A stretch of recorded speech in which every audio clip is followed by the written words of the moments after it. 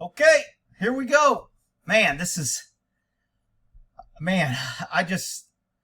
I really don't think this was a good move. I could be wrong. This could save this kid, but it could sink him.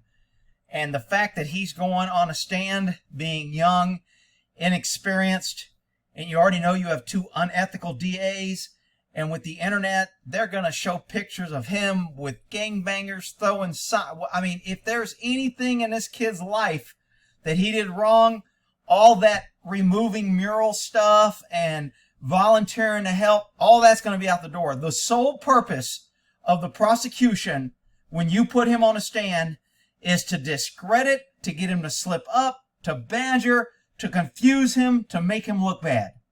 So it should be almost imperative that you have to put your client on a stand. I don't think they had to. Me personally, I'm not a lawyer. I don't know all the ins and outs. I don't know what happened behind the closed doors. I don't know the secret FBI and ATF shit that we're not being allowed to see. So I don't know what else they know.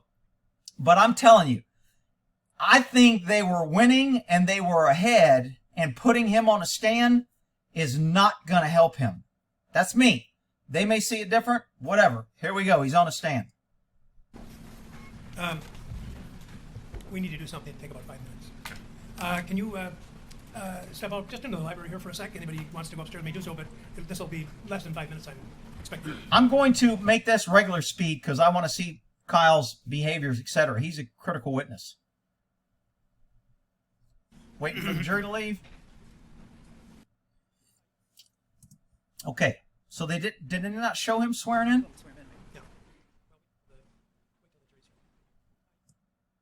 They didn't show him swearing in. Let's go down to regular speed here. Here we go. Your lawyer has called you to testify as a witness in this case, and I just want to advise you what your rights are. You are allowed to testify if you wish under the Constitution, and no one can keep you from testifying, even your own lawyer, if that's what you want to do. If you do decide to testify, then the district attorney will be allowed to cross-examine you about anything that is relevant to this case. And that, are there any claimed prior untruthful statements? 90608. What we've had testimony regarding the things he said about not shooting anyone. No. I'm talking about prior instance of dishonesty under 90608. No. Okay, so that's not an issue. The district attorney will also be allowed to ask you if you've got any criminal history or juvenile adjudications. Are there any of that? Not aware of any. Okay, and you could be asked about any other crimes, wrongs, or prior events that I think I've ruled on everything that's been presented to me. You have left the door open on some things, Your Honor. Yeah, and I've been thinking about it, and nothing, I've not heard anything in the case that would suggest to me that I would change any of those rulings. Unless there's something else on that, I don't need to cover that. And I'm assuming the jury is in here. And the reason why they go over this with the defendant, because they want to make sure later, if he screws up on a stand and he gets convicted for life, he can't appeal that my lawyers let me on a stand and I didn't understand, because that's what criminals used to do. And lawyers knew that, so they'd let him on a stand, and then they'd go, it was my lawyer's fault, and they'd get a repeal and a retrial. So now they kind of have to instruct and really clean up and make sure that when you get on a stand, you're fully aware, there's no surprises, and don't try to come back with an appeal because your lawyers let you get on a stand. I mean, if I was an attorney, whether I wanted to or not, I think I would get up and say, Your Honor, I have advised him not to testify. I don't think we need to. I would make a bullshit statement. I don't think the prosecution has made their case, and I don't think he needs to, and I want it on the record that I advised him not to testify. My client is insistent that he wants to tell the truth and get on a stand and say his side, but it's against my recommendation. I would get that on the record in front of the jury. It gives you credibility, it gives your client credibility, and it kind of starts the tone. But again, there may be some sneaky little rule that I don't know about that prevents it. But you can get a lot of shit in that you're not supposed to, and they'll just say objection, and then you'll stop. But the jury still hears it. And remember, a big thing in trials with lawyers and games and criminal games, ring that bell because you can't unring it. In terms of a possible inquiry, he will be able to ask you anything which is relevant to this case, germane, pertinent to this case, and you will have to answer those questions, even though it may ensnare you in some other criminal prosecution. Do you understand that? Yes, Your Honor. Any question about that at all? No, Your Honor. Even though it may ensnare you in other criminal things. That's another reason a lot of guys don't take the stand, is because they have so many other pending charges that they can't testify without incriminating themselves. Now, the jury is not supposed to consider that, and they may not know that, but that's a reason a lot of times most people don't get up there, because you basically, I mean, if you want to think of the worst scenario where government has 100% control over what they say to you, this is it. This is the absolute worst that will ever be with government. You also have a right not to testify if you don't wish to do so. And if you decide that you do not wish to testify, then no comment can be made on your silence by the district attorney. Okay, I'm assuming the jury isn't here because they normally don't say that in front of the jury. And I will not comment on your silence unless I am asked by your attorney to do so. And the only comment that I would make on it, if I were asked to do so, would be to instruct the jury that the defendant in a criminal case has the absolute constitutional right not to testify, and that your silence must not be considered by the jury in any manner in deliberation or in reaching their verdict. Do you understand that? Yes, Your Honor. So that'll be a choice that I would ask Mr. Sharofsky or Mr. I'm assuming this is mom. They keep going back to her. She should be nervous because one misstep and he gets convicted for life and is in prison. Man, this is a risky, risky decision. Richards at a later point as to what you wanted to do if you decided not to testify, but that won't be an issue if you decide that you do want to testify, okay? Yes, Your Honor. Any question about this at all? No, Your Honor. Have you had enough time to discuss this matter with your lawyers? Yes, Your Honor. Have you had enough time to think about what you're doing? Yes, Your Honor. Do you think what you're doing is the best thing under all the circumstances? Yes, Your Honor. Has anybody threatened you or pressured you or forced you in any way with respect to this decision? No, Your Honor. Has anybody promised you anything in exchange for this? No, Your Honor. Is your mind clear today? Yes, Your Honor. Are you feeling all right?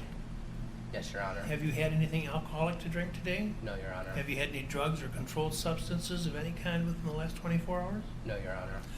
Any reason I should not accept his waiver? No, Your Honor, this is consistent with advice of counsel. Okay. Whoa. Any I'm not questions? aware of any reason. So they said it's consistent with their advice, meaning they want him to testify. Man, risky, risky, risky. All right then. Anything else? May I just have a moment to run back to my office real quick? I'll be back in 2 minutes. Sure. Thank you. What does he have a moment to do? He's got to go change his pink panties? Oh, I know. He had to change his little teapon. Let me bump through this while we're waiting for Mr.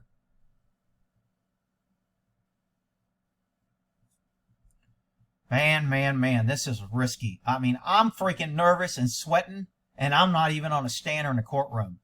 This is like so critical.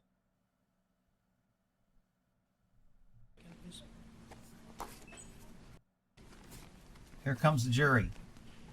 I'm surprised they got him on a stand already. I'd want the jury to see him raise his hand and swear to tell the truth.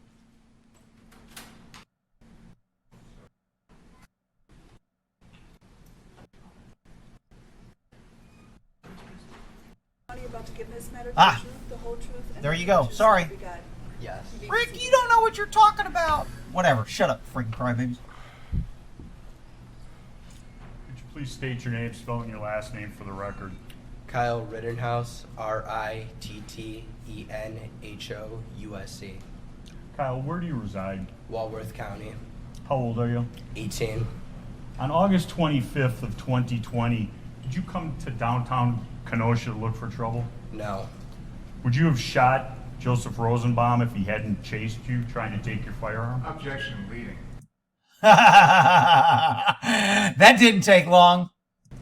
That sounds kind of leading. Would you... I'll get to it.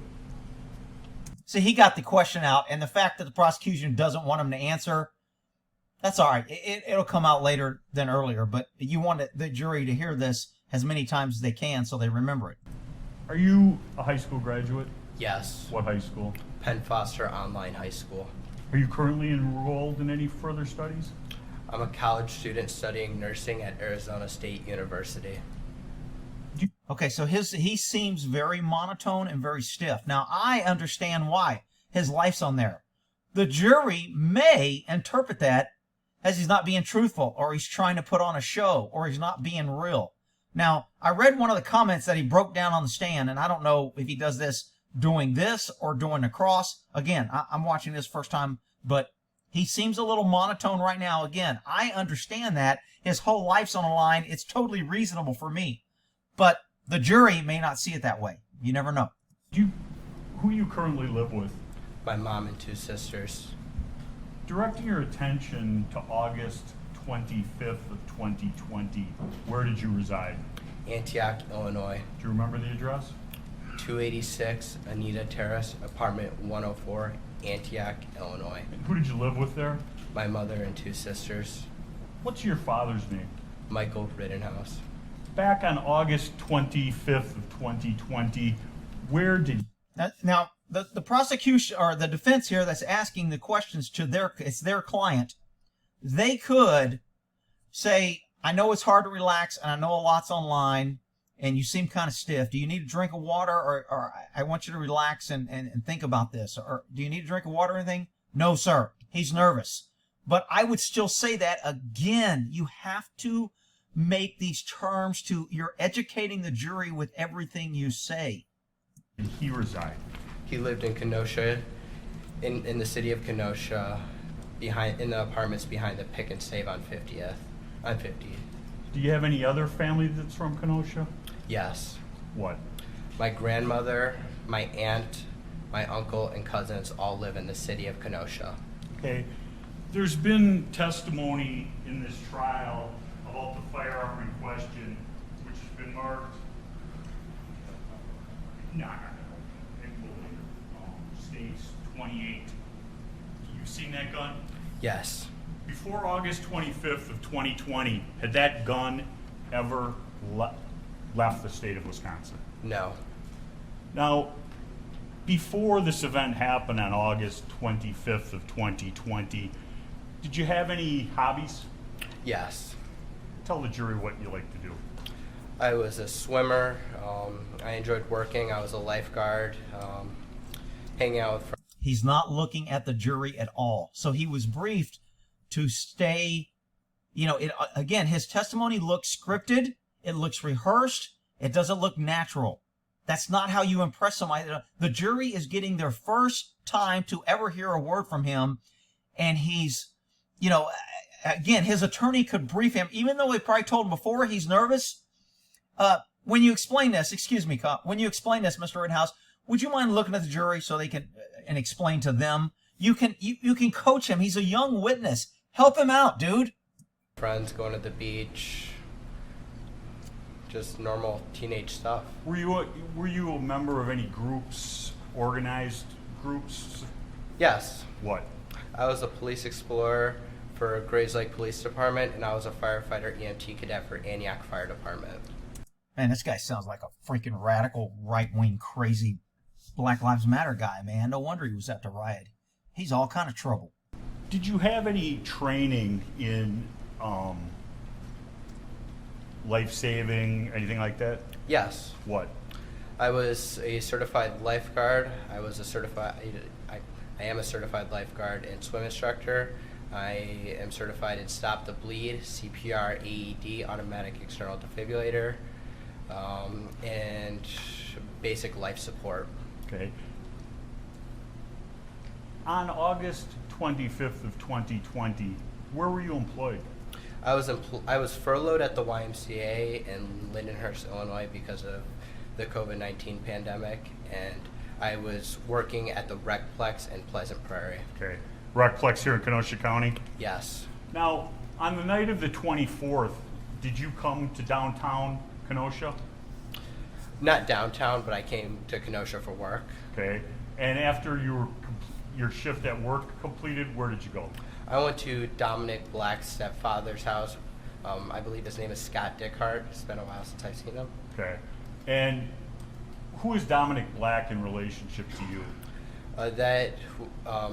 Him and Dominic Black and my sister Mackenzie Rittenhouse used to date. Okay.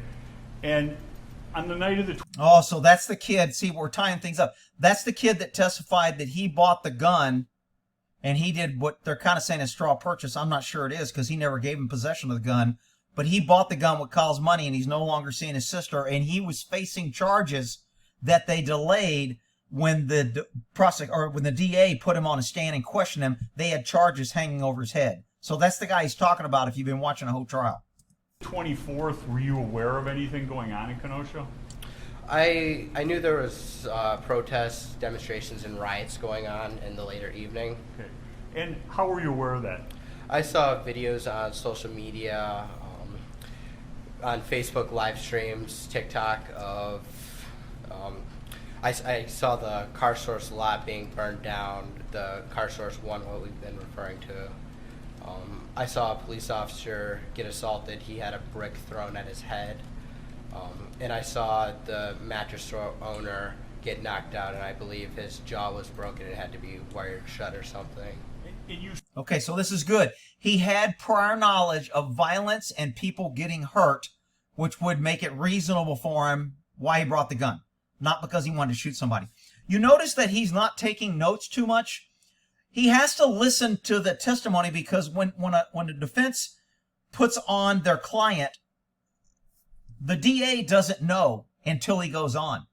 The DA has to prepare in case he takes a stand. I got to be ready. But I would venture to say in this case, they were thinking there's no way he's going to put him on stand. So they may not have prepared. Now, I guarantee you they dug up dirt and they've got all kind of shit to ambush him later. And they're just waiting to pull out something negative from social media, a picture or anything, and try to get him in a lie or a misstatement. So they're ready to pounce on him, but they're paying attention because they had no idea that he was going to go up there and they don't know what he was going to say. So they're not 100%. No DA is really prepared 100% because they don't want to put in all that effort and then the guy never gets on a stand. The odds are he never takes a stand. So a seasoned DA will not plan. Now, in a case like this, I would think the DA would have, hey, man, I need you investigators. If he takes a stand, give me a list of things you think I ought to ask him. And he would have his assistant do that. And they would put all this together and have it in a little file or something. You're not going to spend a whole lot of time on if and maybe butts and coconuts and all this other shit if he takes a stand. So they have to listen, and this guy is taking notes in case he misses something. So this guy is taking notes, and he's here. We have 2 prosecutors to go to this kid. We have lots of money, lots of taxpayer money to get this lifeguard and kid that volunteered as a police explorer and fire explorer, EMT that went out there to help somebody defend. He wasn't out there burning up cars. He wasn't out there destroying things. He was out there trying to help, cleaning up graffiti. And we have all this government here trying to send him to prison for the rest of his life. Welcome to free America, people. You saw all of that on the 24th. Yes. Did you go to downtown Kenosha at that time and try and do anything about that? No, I did not. Directing your attention to the late morning of August 25th, 2020, did you have occasion to go downtown? Did go to downtown in the morning of August. Go there with? I went there with Dominic Black, my sister Mackenzie Rittenhouse, and Ray Dickhart. And describe what you did. We walked around for a little bit, and then I believe at around 11:30 noon, we ended up at Ruther Central High. You see him lightening up? You see his demeanor right now. He's starting to get in a flow. He got over his nervousness a little bit, and he's starting to get relaxed. That could be a problem. You don't want to do that when the prosecution is questioning you. And that's really important that hopefully they briefed him. Look, you cannot be relaxed. Think. Count. Do not answer things fast. Do not get in the back and forth with them. And if the defense sees him doing that, they ought to make some bullshit objection that they don't care about to just slow him down and break that. High school, where we ended up cleaning graffiti for about, I want to say, an hour and a half to 2 hours.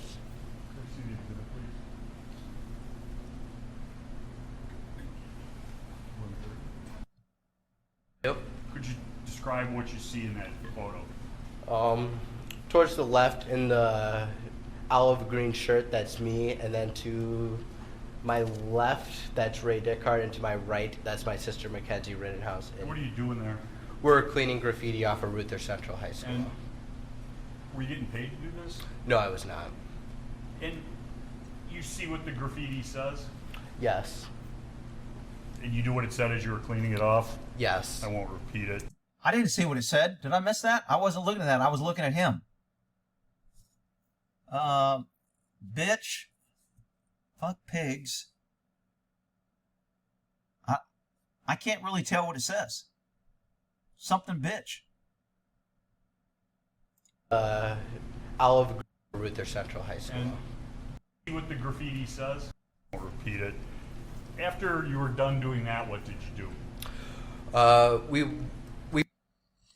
We went to the car source lot. That's not my video giving these glitches. This is what is being programmed on YouTube. So I'm watching this on the live footage, and those breaks are not my thing. So don't be complaining in the comments. You need to fix your... Shut up. At the first location, and we were looking at the destruction of the burnt cars, and we saw the owner, Sam and Sal, I believe.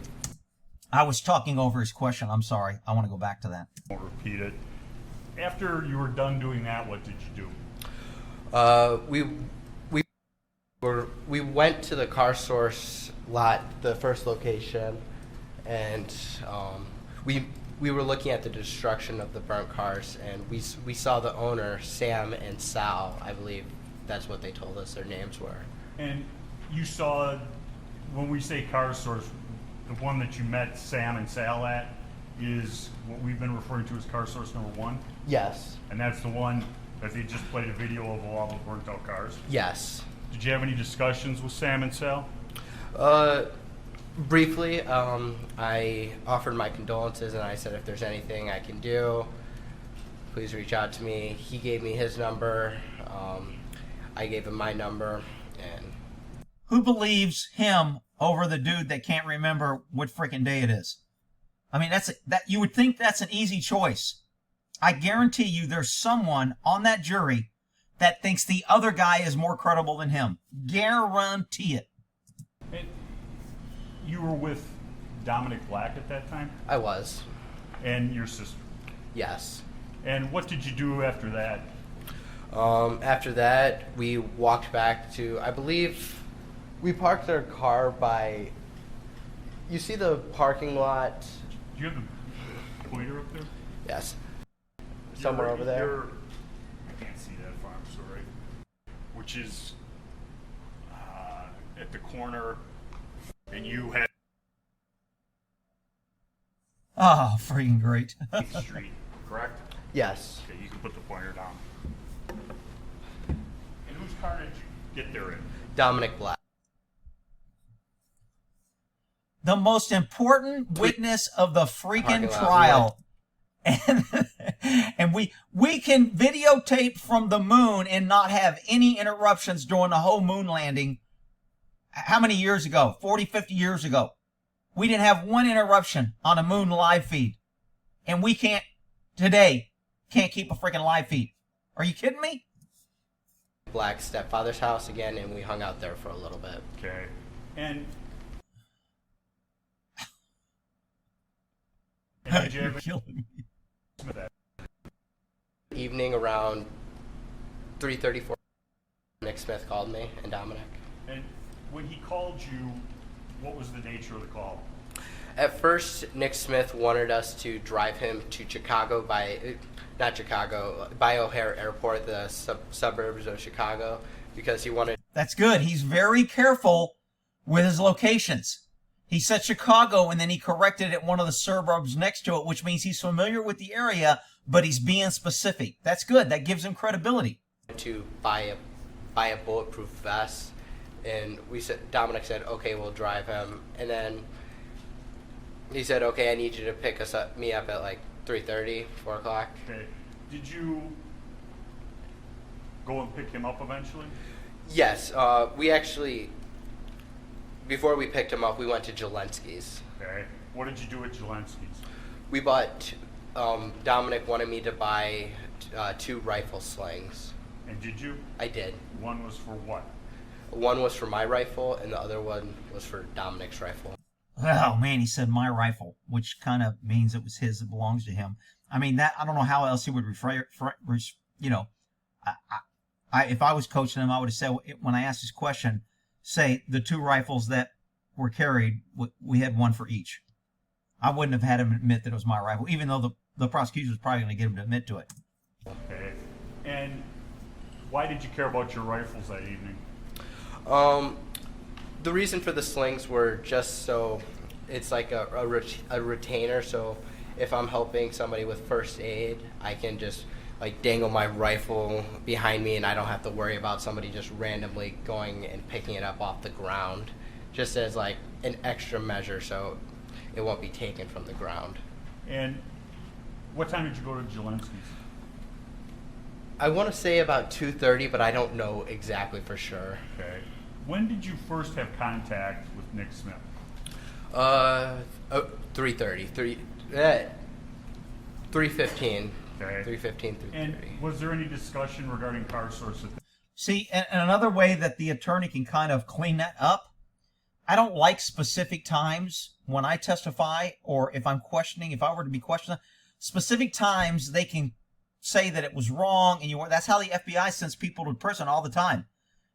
You don't have to intend to lie. You just merely have to say something that's not true, and you can be charged and go to prison by the FBI for lying to an FBI agent and an investigation. It doesn't even have to be intentional. It doesn't have to be relevant. It could be, was it raining that day? And you don't remember it raining, and you said no, and it actually was sprinkling, and they show up a weather report. You've lied. You've committed a crime, and you can go to prison, which is why I tell people don't ever talk to the FBI specifically, but you shouldn't talk to any government. It always turns out bad. He just said no, we were there at 3:15. The attorney could have helped that and said, okay, so I'm not trying to get you too specific. It's around 3:15 or 3:20. And he would have said yes. That would have gave what I call wiggle room. And when I testified, if I could get wiggle room, I would get it, because I didn't remember everything specifically. Where was the bed in that room? It was in the left-hand corner, I think. Well, was that north? Was that south? All right, it was northeast corner. Okay, was it against the wall? Was it not against? They ask you all these things to get you to say, I don't know. I'm not sure. And then the more times they get you to say that, and this is what defense attorneys do to cops when we're testifying, the more times they get me to say, I don't know, I don't remember, then they'll throw in, well, you knew you were going to have to do a report, right? Yes. And didn't you think getting information was, but nobody measures a freaking bed on a search warrant on how close the bed was. It was stupid, but they still get it out for hearing the jury. That's why I keep telling these guys, you've got to educate the jury, every question, every comment, and everything, so they hear your common theme. That time. Yes. What? Nick Smith, once we picked him up, he wanted to go to a bank to withdraw money. The bank was closed, and then he was like, hey, would you guys like to come with me and help watch over the car source, make sure there's no fires or anything? And Dominic said yes. I agreed. I said okay. And then I said, here, Nick, I don't really need my bulletproof vest. I'm going to be helping people with first aid, so I gave him my bulletproof vest. And by you giving him your bulletproof vest, did that stop the need to go to someplace by O'Hare Airport? Yes. Okay. And why does a 17-year-old kid have a bulletproof vest? It was issued to me by the Grays Lake Police Department. Okay. You didn't purchase it? No, I did not. Oh, great. Great question. Great. See, these are the little details that you can never get out if he doesn't take the stand. You're never allowed. That's why it's such a balancing act to get somebody on a stand. Is what I'm going to get more than what the prosecution is going to get in this case? So we don't know what the prosecution is going to get yet. But when you're putting your client on a stand, you're thinking, man, I'm going to get all these great little details and make this guy really look good. And I'm going to say he was a lifeguard at a fire, and he didn't purchase the vest, and he lent his vest, and he was clean. And I'm going to make this really great, and I'm going to win. And then the DA shits all over your case because you didn't figure out what he was going to do. That's the risk. And after you gave him your bulletproof vest, where did you go? We went back to Nick Smith's house where we parked Dominic Black's car. And You notice that the attorney questioning is going slow. He's got a slow tempo. He's not trying to confuse him. He's giving him plenty of time to think. That's good that he's getting his kind of courtroom awareness and his witness, awareness on how this goes. But it's a shock factor when you go from a nice guy working with you to a guy who's trying to take away your freedom for your life and send you to prison. Totally different no matter how much you prepare. and then what did you do? We walked from Mr. Smith's house.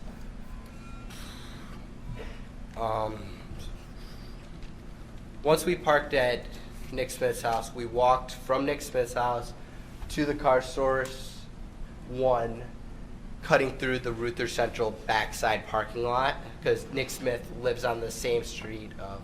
You don't have to. Okay, so did you see how he paused and seemed a little confused there? That would have been a great time for a good attorney to go, look, I understand this has been over a year ago. That was a traumatic light. Your memory may not be perfect. I'm not asking for exactly how many steps you want. Just give me a general idea of kind of what happened. Now he doesn't lock him in. When you ask a question, what did you do next? And he starts saying, the prosecution is going to get to come back and go, didn't you just testify to do that? Why did you leave that out? Why didn't you say that? Why did you answer the question? So the defense attorney, his attorney, could have helped him by making that statement. And these defense attorneys just don't seem to be taking care of their witness, what I call taking care of your witness, very well. Just say where next. Okay. He lives within walking distance from here? Yes. Okay. And so you go to Car Source 1, Yes. and that's the burnt out one? No, Car Source 2, my bad, across the street. Okay. And My bad. Does that mean that it was a mistake? I might have cleared that up. I think most people know that, but there may be people on the jury goes, what does that mean? You don't want the jury thinking of what something means when you're trying to get them to pay attention to what your client's saying. and at Car Source 2, that's where you spent most of the evening? Yes. Okay. When you first got to Car Source 2, the one at 59th and Sheridan, what happened? The owners were there, Sam, Sal, and his father, and I believe, I think it was his uncle there also. He was driving a van of some sort. Okay. And what was the discussion? Sam, So anytime you hear an attorney going, what happened next? What was the discussion? These are all what's called open-ended questions. You're allowing them to explain what's happening. So when the defense gets on, or when the prosecution wants to attack him, they're going to ask closed-ended questions. Isn't it true that you didn't do this? Yes or no? Isn't it true that, yes, didn't you testify to this? It's going to be very closed-ended because you don't want him to be able to explain. You want to make him look bad. So notice the difference of these, what I call softball questions, where he's kind of being handled with knit gloves for him being all nice and soft and I'm on your side, to the difference when the DA gets up there. Big difference. Sam and Sal thanked us for coming out to help. Sam and Sal thanked us for coming out to help. And then Sal said, hey, why don't you guys hop in my car? If I remember correctly, it was either a white or black BMW or Mercedes. I don't recall exactly. And why did he want you to get in his car? He was going to drive us down to Car Source lot number 3. Okay. And did you agree to get in his I think car source lot number 3 has been referred to the car doctor place. car? I did. And who went to Car Source number 3? Me, Dominic Black, and Nick Smith. And who was driving? Sal. And when you got there, what happened? We got out and we hung around for a couple minutes, and then some people showed up. I now know who they are, but at the time I didn't. Okay. Can I have a- He's actually being a pretty good witness, but it doesn't matter how good he is. He's not being attacked. He's not being pushed in a corner. He's not having to look. This DA is going to show him pictures of this guy's arm. He is going to try to get him emotional. He is going to exploit this kid like no tomorrow. I mean, I'm having anxiety just thinking what this poor kid has no idea what's about to happen to him. recognize that exhibit? I do.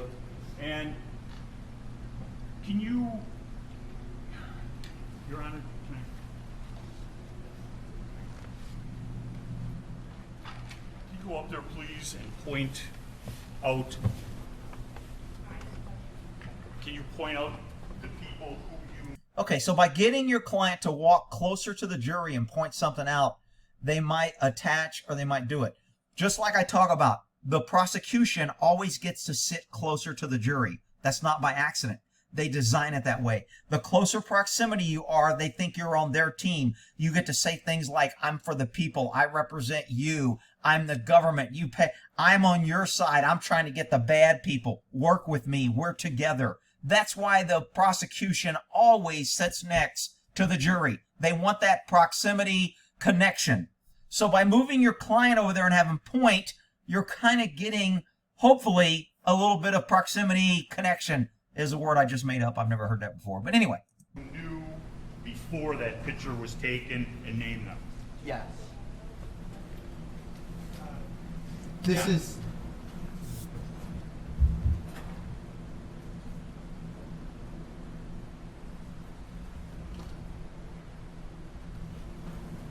This is Sal, the owner. This is Ryan Balch. This is Joanne Fiedler. This is Justin Hamilton. This is Dustin Colette. This is Nicholas Smith. I don't recall his name. This is me. And this is Dominic Black. Okay. We've heard testimony. You can have a seat. We've heard testimony about you, Nick, and Dominic. You knew those individuals before August 25th of 2020? I knew Nicholas Smith and Dominic Black. Okay. You did not know the owner of CarSource previously? I did not. Was he being nice to you guys? Was he happy you were there? Was he mad at you for being there? Describe it. He was happy we were there. Okay. And you heard their... Why do you think he was happy? Him just saying he's happy doesn't matter. Why do you think he was happy? Get out of him that he was talkative, he was saying thanks. I think he testified that he cried, he was emotional. I mean, why did you think just saying he's happy doesn't matter? Because I think the DA is going to get on him on that. How do you know he was happy? What did he do? Why didn't you say that when you were asked? Their testimony, the two owners, I believe that was Friday afternoon. I did. And did they give you permission to be there? They did. And the other individuals in this photograph, some of whom have testified in this trial, 10 minutes before this photograph was taken, did you know any of them? I did not. Had you ever spoken to any of them? No. And So when you've heard people say that you guys were militia or working together, they called you Boogaloo Boys, etc., that wasn't true. Correct. See, you have to take this opportunity on these questions to push a point that negates what's been said before, and these defense attorneys just aren't doing it. I don't get it. I don't know if they're incompetent, if they're inexperienced, if they don't care. I just don't get it. But they are not what I would call zealously defending their client. Not in my opinion. when you were there, what was the idea? Was there a plan? What was going to happen? Yes, the plan was to, I went down there to provide first aid. I brought my orange first aid kit, the fanny pack, and I also brought my Pelican box, which was filled with first aid stuff by my feet to provide first aid. The orange box by your feet you refer to as a Pelican box? Yes. Did you have that before the 25th? Yes. Was it stocked? Yes. With things that you had bought and brought? Yes. And do you go with that every day, or is that because of the... Look at the shark. It was in the trunk of my car. Okay. And the fanny pack? What's the Smelling situation blood. with that? It was my work bag. I brought it to work with me, and I would put it under my lifeguard booth. Okay. And that had first aid supplies? Yes. Now, after the meeting here at 63rd and Sheridan Road, what's been referred to as CarSource 3, what happened? After the photograph, I believe, I don't recall exactly, but there was about 2 or 3 vans that pulled up like big vans with people inside of them. Okay. And what was their role in this evening? Well, they showed up and they wanted to protect the business, and I didn't really have a say in what everybody was doing. I was just there doing my first aid stuff, and then Ryan Ball said, "Hey, why don't you guys stay here, and we'll go down to the car source number 2." Okay.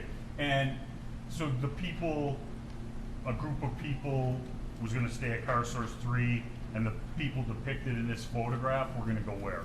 Car source 2. And is that what happened? Yes.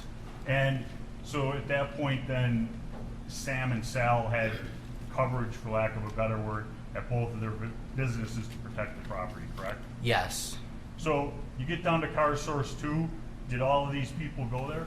Yes. Besides Sal, the owner, he did not. Okay. During the night, was Sam and Sal there? They were not.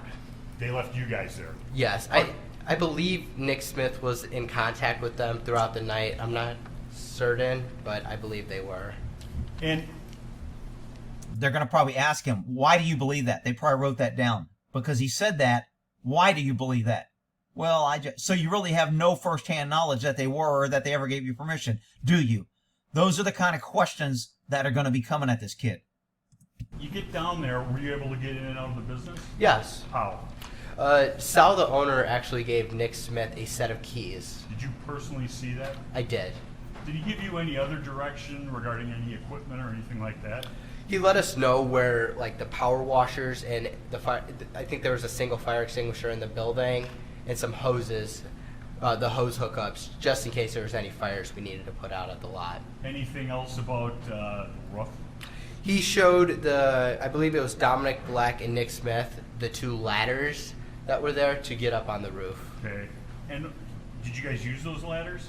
I didn't personally, but the people that were on the roof did. Okay. And you saw them use those ladders? I didn't see them, but that's how they got up there. Okay. Where were you predominantly at Car Source 2? I was in front of the car source too.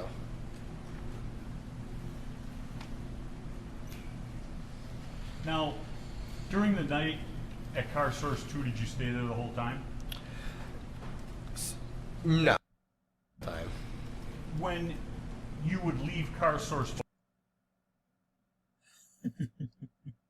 We can With put a man on the moon. mulch, and we would go ask if anybody needed any first aid assistance, and we would see if there were any fires, and we. okay, did you personally put out any fires? I did. Where? I put one out at the church. Use the pointer. Demolishing. They were breaking some stuff down, but right here, I believe there was another building with an alleyway.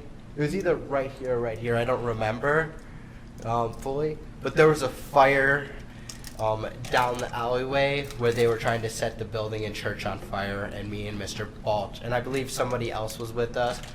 We went to go put that fire out. Did you put it out? We did. Then what did you do?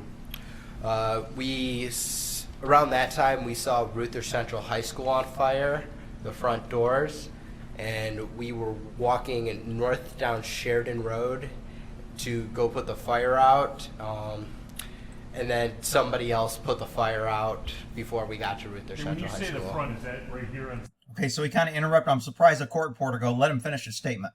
Civic Park? No, sorry, that's my mistake.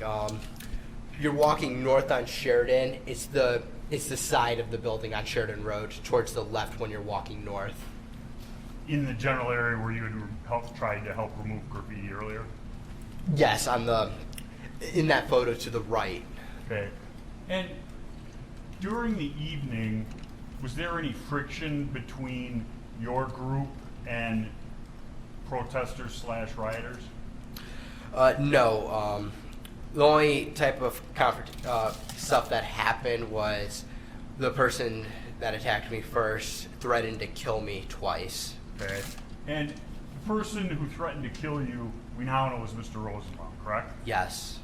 Before August 25th of 2020, had you ever seen him before? I did not. Had you ever done anything to upset him? No. Now, You said he threatened to kill you twice. Yes. Describe the first time.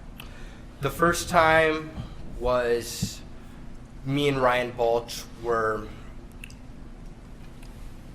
a little bit north, towards the north corner of 59th and Sheridan, and Mr. Rosenbaum was walking with a steel chain, and he had a blue mask around his face, and he was just mad about something. Me and Mr. Balch were asking people if they needed medical help, and then he screamed, sorry for my language, he screamed, "If I catch any of you fuckers alone, I'm going to fucking kill you." And that was directed at you and Mr. Balch? It was directed at both of us, what I believe. And there was a second occasion where he threatened you? Yes. The second time was outside of the car source. And I don't know if it was directed towards me, but I heard it. He said to, I believe it was Joanne Fiedler, Dustin, Colette, and another guy. He was screaming. He said, "I'm going to cut your fucking hearts out and kill." I'm not going to repeat the second word, but kill you, N-words. Now, did you ever see Mr. For those that don't know, the N-word is, he was saying nigga throughout the night. Shoot me, nigga. I'll kill you, nigga. So that was his big claim to fame, being 5'4", you know, having to show how tall he was. Kind of like this guy. Rosenbaum doing any physical property damage? I did. Where? I saw him with, I now know to be Joshua Zeminski. I saw him tip that trailer over and the porta potty. I saw him do both. And I believe he tried to start the porta potty on fire. I don't know. I don't think he succeeded. But then I saw him with Mr. Zeminski. He was either helping start it or he was like throwing stuff on it. I don't know which one he was doing. Where did you originally see that trailer? That trailer was in the St. James Church parking lot. Sort of like right over here in like the backish corner, what I remember. And did you see how it got from there to where it was put on fire? It was pulled. By whom? It was several people that pulled it into the street, and I can't tell you definitely who pulled it into the street. And you went down there and saw them starting a fire? So when you're questioning your witness, sometimes it's okay to ask him questions that he doesn't know. And when he says he doesn't know, that gives him credibility. So he may have known that he didn't know. I don't think he just arbitrarily said this. But again, if you're talking to your client and you want him to look reasonable and honest, it's okay for him to admit he doesn't know. And that's a good thing. The jury will connect that he's being probably honest versus, I know everything, yes, no, that's not true, absolutely, and then you lose credibility. I didn't go down there. I was at the corner of the car source lot. Okay. And you referred to Mr. Zeminski. Before August 25th of 2020, had you ever met Mr. Zeminski? I have not. Did you ever meet him since? I have not.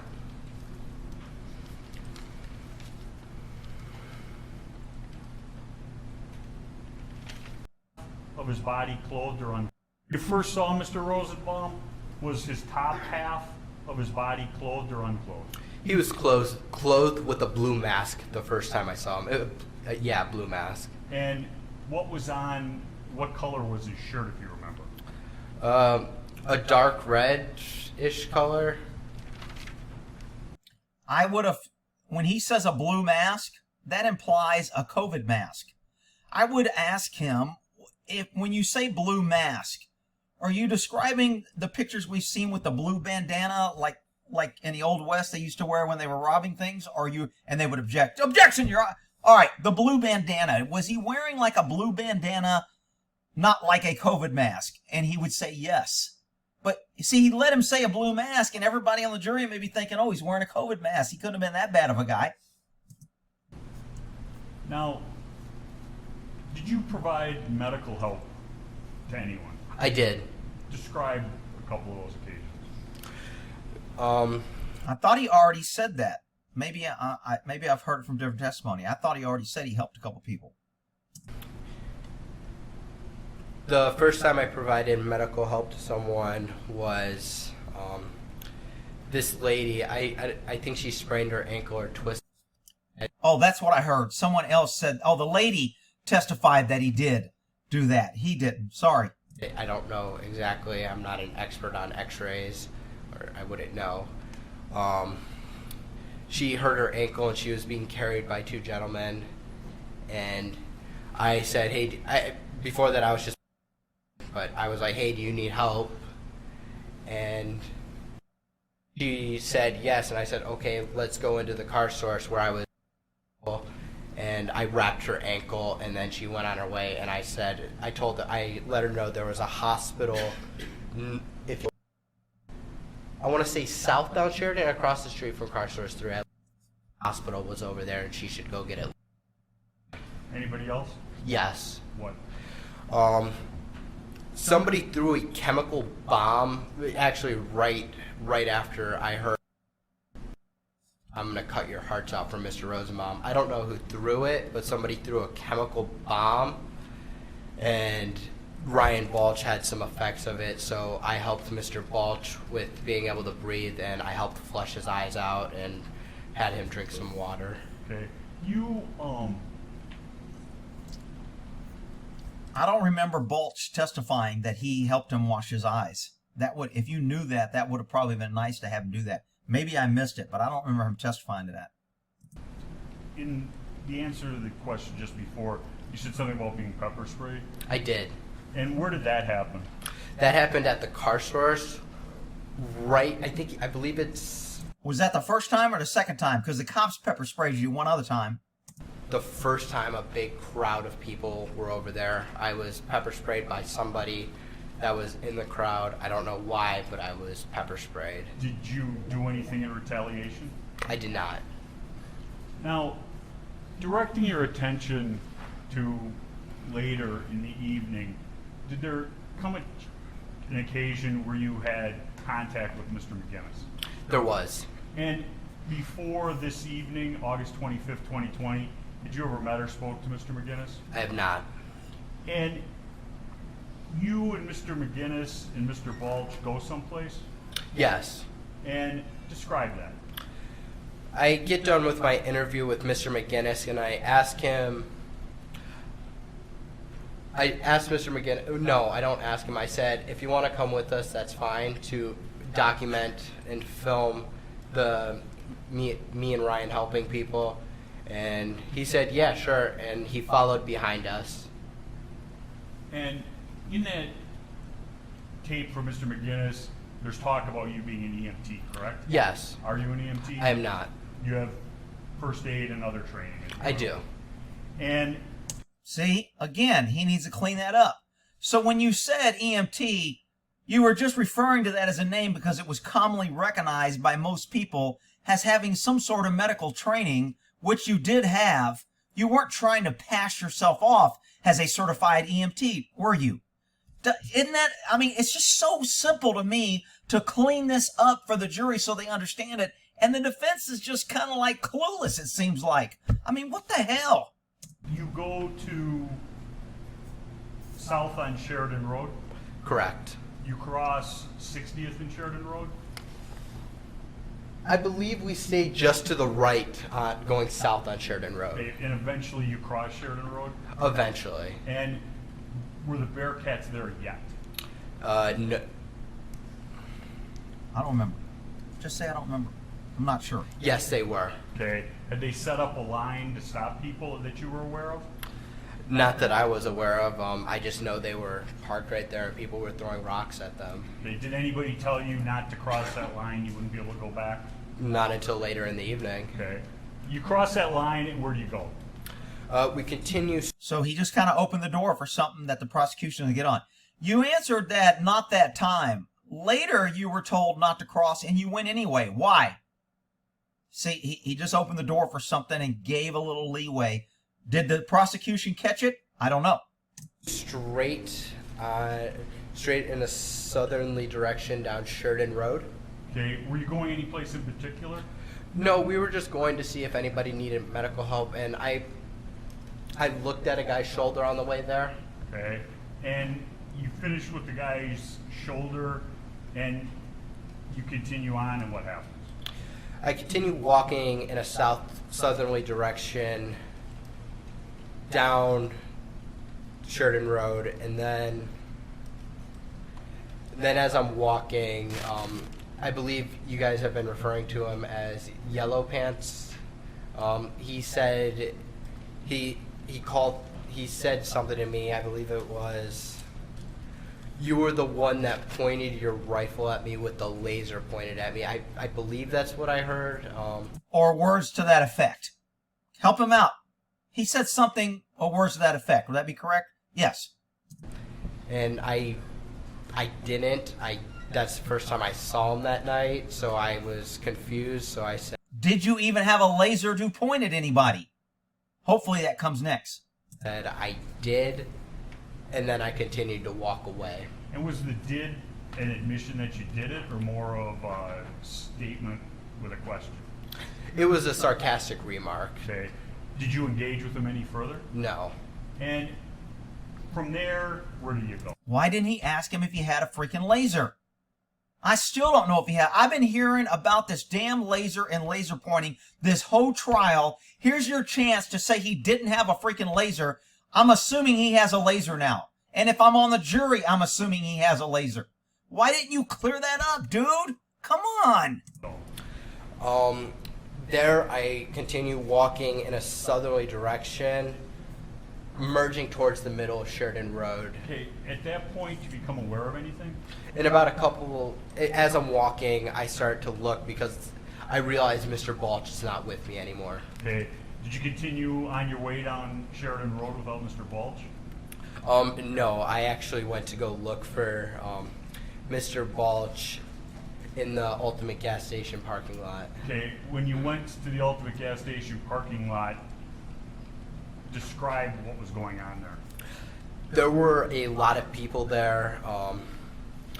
I don't really know what was going on. I was just focused on trying to find Mr. Balch. As I was looking for him, couldn't find him. I said, okay, no problem. I'll just go back to the car source. Wow. Hopefully the attorney is going to ask, would you describe the parking lot as crowded, chaotic, lots of people touching? I mean, how would you describe? Help your freaking client out, dude. Let me back up. Were you able to get back to car source number 2? No, I did not. Describe that. As I was trying to get back, the police stopped me. Well, didn't stop me. They told me, I believe they said lines of to not go down there. And I was telling them, hey, I need to go down there. That's where I'm at, that business. Exactly how that. I've watched this whole damn trial and I have not had one interruption in any feed. And the one time this guy gets up here, there's nothing but interruption. Coincidence? I'm not trying to get some conspiracy thing going here. It's crazy. Conversation went, but they wouldn't let me go back to car source lot number 2. So you weren't able to car source 2? I was not. Did you disobey the police's order? No. And you're alone, you're stuck on the other side of the police line from the car source 2. Where do you go? Okay, that was a good question. Because remember, most questions are statements in disguise. And you see that a lot on the news, politicians, people trying to they always ask these really crazy questions and they're actually making a statement. That question was a statement in disguise. He said you didn't disobey the police and you were separated and you stayed there. That was a statement in disguise as a question, which is good. I mean, I'm okay with that. I go to where there's other people at the gas station protecting the gas station, and I go there because I believe that's the safest place to go because there's other people there. And At that, Would it be fair to say that you were nervous to be separated or by yourself? This would set up why he ran and felt trapped when he was alone when Rottenbaum was trying to take his gun. Again, we want to keep painting this picture over and over and over and mantra and say it and get everybody thinking the same way. These attorneys like to have these oh shit moments. Man, I asked that good question. I got that good answer. It doesn't matter if the jury doesn't get it, you idiots. at that point, were you able to find Mr. Balch? I was not. Well, you're at the ultimate gas station, I think we've been calling it. Correct. Pointed out, just there's no. Right. Mom knows the threat that he's under. This kid, I don't think, realizes the threat he's under in the position that he's in. Mom knows. This is it. There, the ultimate convenience center, diagonal from the golf gas station. Okay. And when you were there, what's the next significant thing that happened? Dominic Black calls me and he says, Kyle, I need you to get down to the car source lot number 3. The cars are being bashed in. They're setting all the cars on fire. I need you to go and put the fires out. Okay. And Now, get ready. The DA is going to come back and go, when he called you, were you planning on using your gun to defend property? Because remember, that's been his common theme. If you brought a gun, it's because you're an idiot and you wanted to shoot people who were destroying property. Not that you brought a gun to defend yourself so you didn't become a victim like all these other victims. So the DA has been constantly given that same mantra, get ready for it. did you do anything as a result of that phone call? I did. What? At the ultimate gas station, I asked, I don't know who he is, but I asked an individual if he could come with me and if I could have a fire extinguisher to put out the fires. Were both of those requests satisfied? One of them were. What? I was given a fire extinguisher, but he said he can't come with me, and he said he believes there's already people down there helping protect the business. Okay. And what did you do then? I start running towards the car source lot number 3 to put out the fires, pausing occasionally to catch my breath and walk. Okay. On the way to car source 3, did you have any interaction with Mr. Rosenbaum? I did not. Did you speak to Mr. Rosenbaum? No. Did you notice Mr. Rosenbaum doing anything as you went down to car source 3? I didn't notice Mr. Rosenbaum until he came out from behind the car and ambushed me. Okay. I'll get Oh, good term. He got that out. That was a good brief statement. Every time he mentions that incident, it needs to be ambush, attack me, I was in fear of my life, I was defending myself. Those are the terms that he should have been briefed on. to that. Did you run the whole way? No, I didn't. Okay. You had your gun, correct? Yes. And you had a You see, again, you had your gun for self-defense, correct? One word! One word! You could have got it in again to program the jury. These freaking defense attorneys suck! fire extinguisher, Yes. and you had your medic. My medical bag, yes. And were you asking people about medic at that point? I was asking people if they needed medical help as I was getting down there. Did you receive any responses? No, I didn't. Describe your approach to car source number 3. I'm really surprised that they have not had a expert for self-defense or some sort of use of force expert to come in and justify and explain neither side. The prosecution didn't do it, and he's not doing it.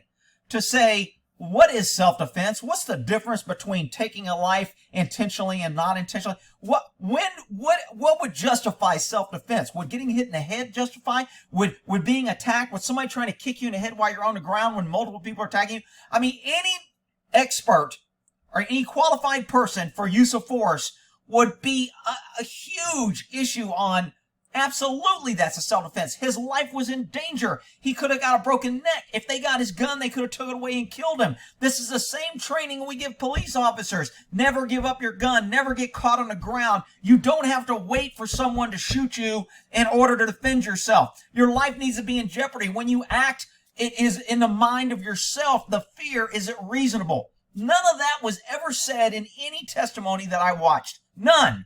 And I do not understand. How can you have a case where self-defense is your main defense and you have no use of force expert?